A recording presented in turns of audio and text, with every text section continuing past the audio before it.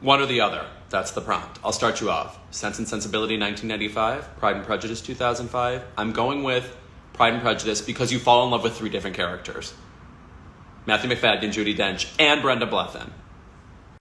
Britney, because we've gotten so many different types of material and entire albums that are great and classic, like Blackout. Whereas Christina Aguilera, like her best era, like the Back to Basics, like she was going for jazz legitimacy and came up with an album-length Chips Ahoy commercial. So I am surprised to say the 2019 version because I do think it's a B. But you get 3 great performances, which are Timothée Chalamet first and foremost, Florence Pugh, wonderful, and Meryl, who should have been nominated. Great performance. Never a Winona fan. Brutal question. 2 people I would describe as innovatively emotional. Who went to the depths the way they did?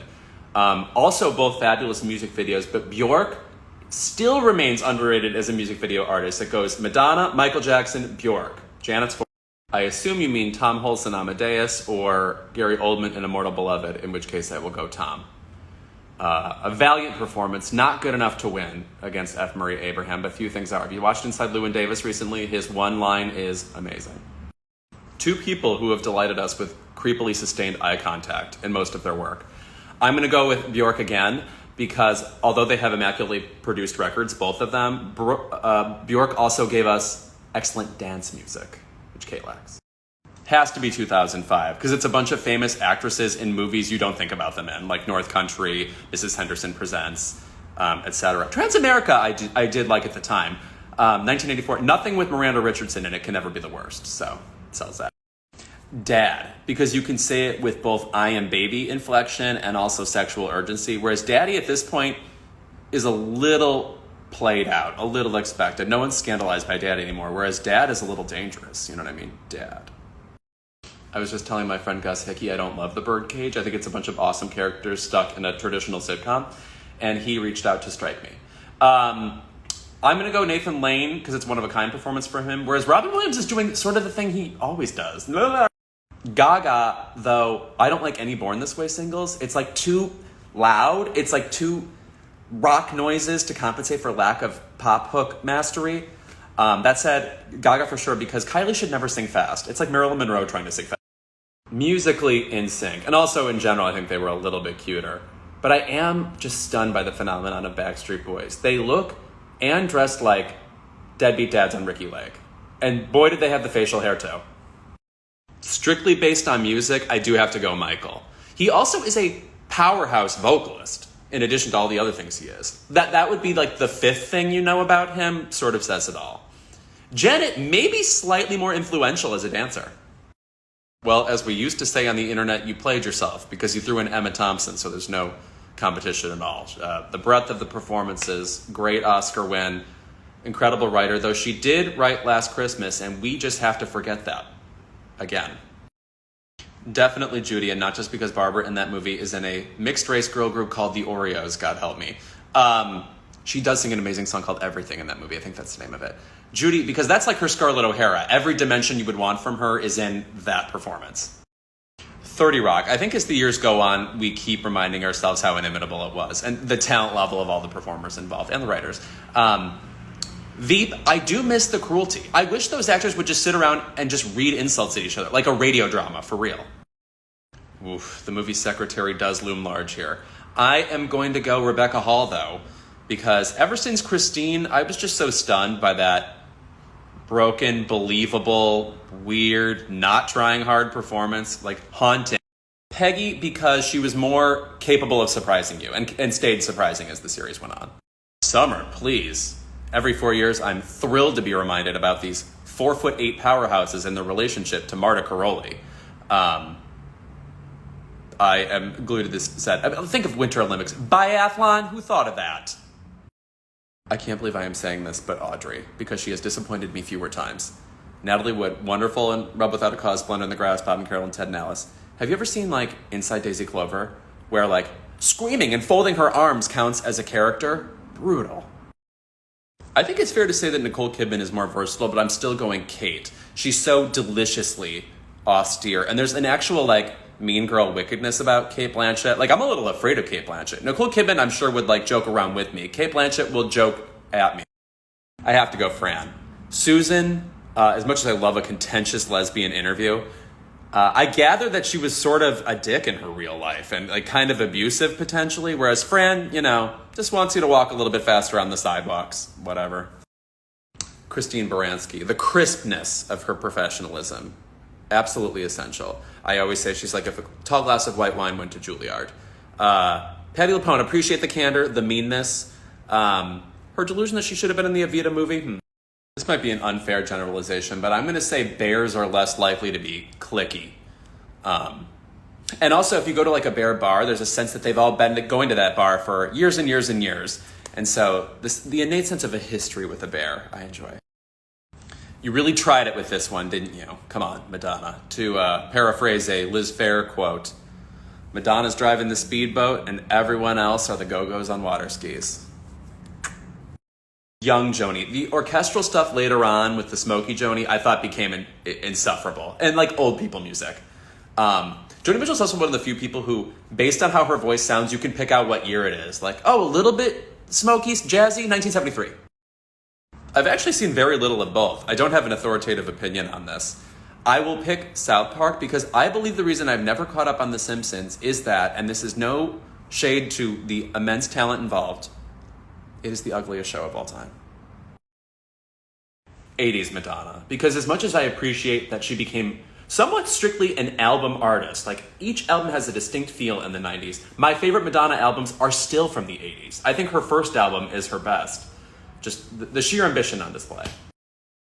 I appreciate Hejira as contemplative road trip music, but Blue, I mean, you can't say any other album by any other artist has better lyrics. I mean, that's just, the specificity in each song, the imagery is so right. Lady Bird. Booksmart to me is a familiar type of movie, right? Like the buddy movie, the one night out movie. Whereas Lady Bird, even the minor characters felt like they had entire stories that you did get to unlock. And Lucas Hedges accidentally insulting where she lives. So teenage and right. 98 for sure, with Aretha and Celine and Mariah and Gloria Estefan and Carole King. And that final performance where they each start getting like eliminated one by one as Aretha takes over. It was like an Agatha Christie play. 10 Little Divas. 80s Jane Fonda. Even though you get her best movie in the 60s, they shoot horses, don't they? 80s is a real dynamic time for her. Obviously, she became the workout maven, but you also get Agnes of God. You get on Golden Pond and her accepting that Oscar for her dad, which was great. This is the hardest question I've gotten yet. I think high school students should debate this in speech teams. I'm going to go Holly, and I'll tell you why. She's the better actress. I think there's more casual dimension in everything she does, even though Jodie Foster in Silence of the Lambs is definitely her best performance. So, Holly. Oof, tough. I'm going to have to go with Murder-Suicide on that one. Golden Girls as a show probably holds up better, but I'll say Designing Women, because I just love the feel of, like, egotistical, monologuing Southern women. Linda Bloodworth Tomlinson, who created it, love her. People always think I'm a huge Golden Girls fan. It's kind of like not my thing, a little broad. I find Joan Crawford rarely great, whereas Bette Davis, even in her dated performances from the 30s, where she's like speaking so fast it makes no sense, still there's a nerve and a humor that's really good. Like Of Human Bondage, don't love it, but she's good. Selena's last album puts her over the top for me. I don't know who's responsible for producing it, but it was rad, deeply listenable. Demi, powerhouse vocals, but I just hate belting. I hate it. What are you doing? The song's down here. I've never been to Provincetown or Fire Island. If anybody has room in their house, just bring me over. You know I've got the jokes and probably some wheat thins. Palm Springs I love. And they have like a walk of fame where you can read about like Victoria Principal and stuff. That's my shit. Great question. Grace Jones has 4 songs I love. Pull Up to the Bumper, Warm Leatherette, La Vie en Rose, Slave to the Rhythm. Donna Summer has about 14 songs I love. She's her own genre of music. There's disco, and then there's Donna. What a quaint question. I'm happy to answer it. I have to go pessimistically a movie because if it's bad, I feel less like leaving. Whereas a play, something feels out of control about live actors doing something wrong. Warehouse Parties, even though I think they're more hit or miss, I think the suspense of that is fun. Like, will I, primally connect with some stranger, in a no Dana, only Zool way, or will nothing happen? Also, drag brunch, who eats that much in the morning? I have essentially OD'd on Southwest seasoned Dots pretzels. So I don't feel like an objective observer anymore. It's like trying to speak objectively about the car that hit you. It's like, well, I'm mad at it, you know. So I'll say original. Judy Davis. Toni Collette's versatility speaks to me less than the authenticity of Judy Davis's prickliness. Someone who carries their angst in their neck. Judy. I just want to say, I don't think there's such a thing as disliking either of these people. It's like being like, that symphony orchestra sucked. It's like, well, you can say that, but it's still a symphony orchestra. It's still amazing. I'll go Meryl ultimately. No notes. I've thought about this question for a couple minutes now, and I've made no headway. I think I'll say Blondes, because it's a little bit more classic, like in a Hollywood way. You know, Tab Hunter, beachiness. It's very Californian. Whereas Ginger's, you know, or even. No doubt about it, Salute Your Shorts. If I turned it on now, something would probably make me laugh in it. Whereas Hey Dude is, you know, bad acting. I mean, like, I'm interested in the origin story of Christine Taylor and David Lasher, but not the show. It Happened One Night, slightly more critical to the history of comedy than His Girl Friday. And I feel like, maybe people will disagree with this, you get way better performances out of Cary Grant and Rosalind Russell elsewhere. Montgomery Clift, by every metric. More gorgeous, more talented. Because Montgomery Clift was like a wunderkind. You know, he emerged on the scene, was a great actor immediately, and like The Search and Red River and stuff. Rock Hudson, I enjoy in Giant, and he's fine in the Doris Day movies. Fine. It's like you're making me pit between my cousins. Favreau has more important shit to do than to deal with me and my, you know, 80s Oscar shenanigans, whereas Lovett is very indulgent of me and cool person, rad gay guy. Good guy to know.